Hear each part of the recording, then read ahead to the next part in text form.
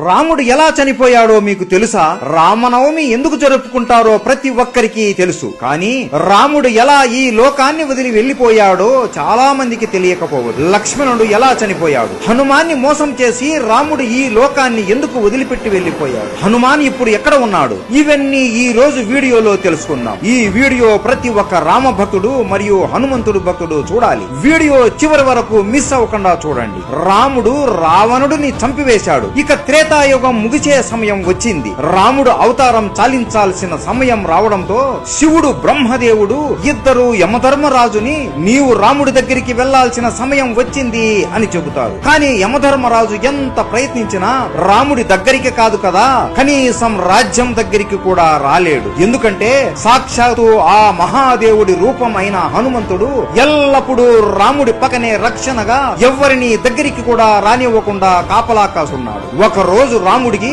శివుడు కలలోకి వచ్చి నీ అవతారం చాలించే సమయం వచ్చింది రామా, యముడు నీ రాజ్యం బయట ఎదురు చూస్తున్నాడు, కానీ నీ ప్రాణానికి హనుమాన్ అడ్డుగా ఉన్నాడు అని అంటాడు. అప్పుడు రాముడికి అంతా అర్థమయ్యి మరుసటి రోజు రాముడు సీత ఇచ్చిన తన ఉంగరాన్ని తీసుకుని ఒక రంధ్రంలోకి వేసి హనుమాన్ని పిలుస్తాడు. హనుమా, సీత ఇచ్చిన ఉంగరం పొరపాటున ఈ రంధ్రంలో పడిపోయింది, దయచేసి నువ్వు వెళ్లి నా ఉంగరాన్ని కనిపెట్టి తీసుకుని రాగలవా అని అడగగా, ప్రభు అంతేనా, దీనికి మీరు నన్ను ఇంతగా అడగాల, మీరు ఆజ్ఞాపిస్తే చాలు, నేను వెళ్లి తీసుకుని వస్తాను, అలా వెళ్లి ఇలా తీసుకుని వస్తాను ప్రభు అని అనగా హనుమాన్ తన శరీరాన్ని ఒక చీమ అంత చిన్నగా మార్చుకొని ఆ రంధ్రంలోకి దూరుతాడు. అలా వెళుతూ వెళుతూ ఆ రంధ్రం పాతాళ లోకానికి దారి తీస్తుంది. అక్కడ నాగలోకానికి రాజు అయిన నాగరాజు ఉంటాడు. ఆయన దగ్గరికి వెళ్లి నమస్కరించి, నాగరాజా, నా రాముడి ఉంగరం ఒక రంధ్రంలో పడి ఈ పాతాళ లోకానికి వచ్చింది, ఆ ఉంగరం ఎక్కడ ఉందో మీకేమైనా తెలుసా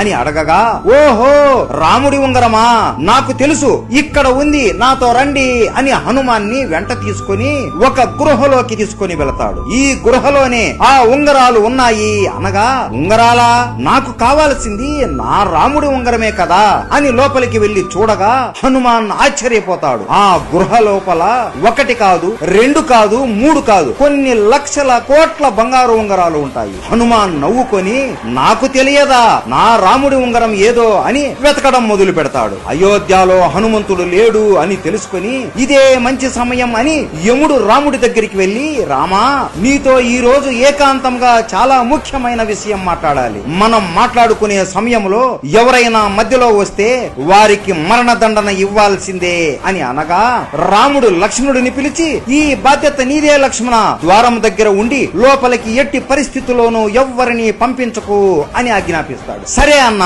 అని లక్ష్మణుడు ద్వారం దగ్గర నిలబడుకొని ఉంటాడు.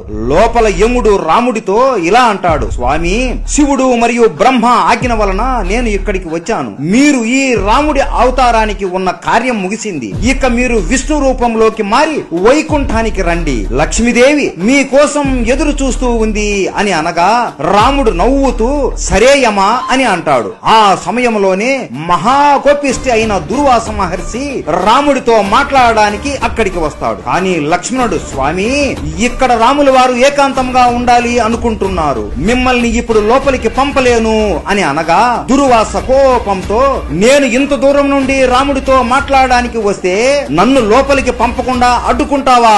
ఇప్పుడు కాని నన్ను నీవు లోపలికి పంపకపోతే అయోధ్య మొత్తాన్ని కాల్చి బూడిద చేసేస్తాను అని అంటాడు. లక్ష్మణుడికి ఏం చేయాలో అర్థం అవ్వక, ఇప్పుడు లోపలికి నేను వెళితే నాకు మాత్రమే మృత్యుదండన కలుగుతుంది, లేదంటే దుర్వాస మహర్షి మొత్తం అయోధ్యాన్ని కాల్చేస్తాడు అని ఆలోచనలో పడి అయోధ్య ప్రజలకు కాపాడడం కోసం తన ప్రాణం కూడా లెక్క చేయకుండా లోపలికి వచ్చి దుర్వాస మహర్షి వచ్చాడు అని చెబుతాడు. లక్ష్మణుడు లోపలికి రావడం చూసిన రాముడు బాధతో కృంగిపోతాడు. అయ్యో లక్ష్మణ, ఎంత పని చేశావు నువ్వు, నీకు తెలియదా లోపలికి వస్తే ఏమి జరుగుతుందో అని, ఇప్పుడు నిన్ను నేను చంపాలి అని బాధపడతాడు. రాముడికి ఏం చేయాలో తెలియక తన గురువైన వశిష్ఠ మునిని అడుగుతాడు, రామా, నువ్వు లక్ష్మణుడిని చంపనక్కరలేదు, ఎప్పుడు నీ పక్కనే ఉండే లక్ష్మణుడు నీకు దూరంగా ఉంటే అది అతనికి మరణంతోనే సమానం, కాబట్టి లక్ష్మణుడిని రాజ్య బహిష్కరణ చెయ్యి చాలు అని చెబుతాడు. ఇది లక్ష్మణుడు విని, నీకు దూరంగా ఉండడం కంటే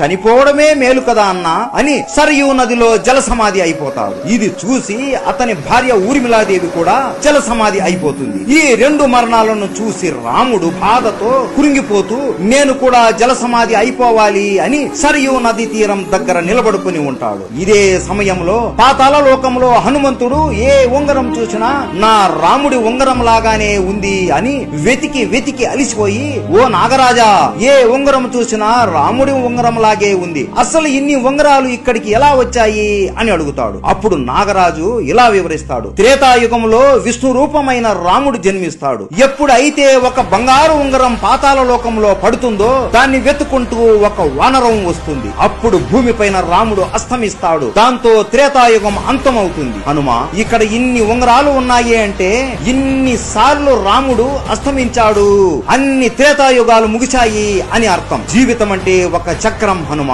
ఒక చక్రం ముగిసింది అంటే ఇంకొక చోటు ప్రారంభం అవుతుంది అని. 4 యుగాలు మళ్ళీ ముగుస్తాయి, మళ్ళీ త్రేతాయుగం మొదలవుతుంది. రాముడు మళ్ళీ పుడతాడు, నువ్వు కూడా మళ్ళీ పుడతావు, ఇద్దరూ కలిసి మళ్ళీ రావణుడిని హతమారుతారు అని వాసుకి అంటాడు. హనుమంతుడు ఆశ్చర్యపోతాడు. అంతలోపు అయ్యో, నా రాముడు ఇప్పుడు మరణిస్తాడా అని చేతికి దొరికిన ఉంగరాన్ని తీసుకుని వెంటనే అయోధ్యకి చేరుకుంటాడు. అయోధ్య మొత్తం వెతికినా కూడా రాముడు ఎక్కడా కనిపించడు. అలా గాలిలో ఎగురుతూ ఎగురుతూ వెతుకుతూ ఉండగా సరయూ నదిలో రాముడు జల సమాధి అయిపోతూ కనపడతాడు. వెంటనే అతి వేగంతో కిందికి వచ్చేలోపు రాముడు హనుమాన్ని చూస్తూ నదిలోకి వెళ్లిపోతాడు. ఇదంతా చూసి హనుమాన్ బాధతో గట్టిగా రామా ప్రభు అని ఏడుస్తాడు. అయ్యో, ఇదంతా నా తప్పే, నేను బుద్ధి లేని వాడిని, 1 నిమిషంలో వస్తాను అని ఇంత సమయం వృధా చేశాను, నా వల్లనే ఈ రోజు మీరు నాకు దూరం అయిపోయారు అని బాధపడుతూ ఏడుస్తూ కురింగిపోతూ ఉంటాడు.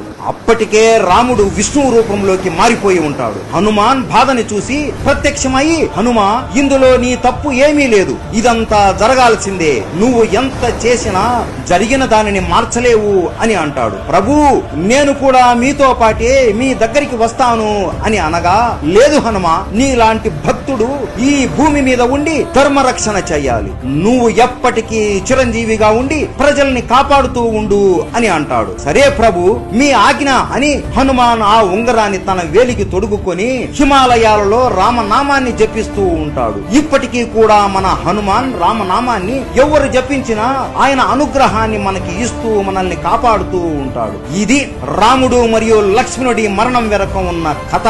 మీలో ఎంతమందికి ఈ విషయం తెలుసు? ప్రతి ఒక్కరికి రామాయణం ఎలా ముగిసిందో తెలియాలి. ఈ వీడియో ప్రతి ఒక్క రామ భక్తుడు మరియు హనుమంతుడి భక్తుడికి షేర్ చేయండి. ప్రతి ఒక్కరికి రామనవమి శుభాకాంక్షలు. రాముడు అంటే ఇష్టం ఉంటే జై శ్రీరామ్ అని కామెంట్ చేయండి. జై శ్రీరామ్.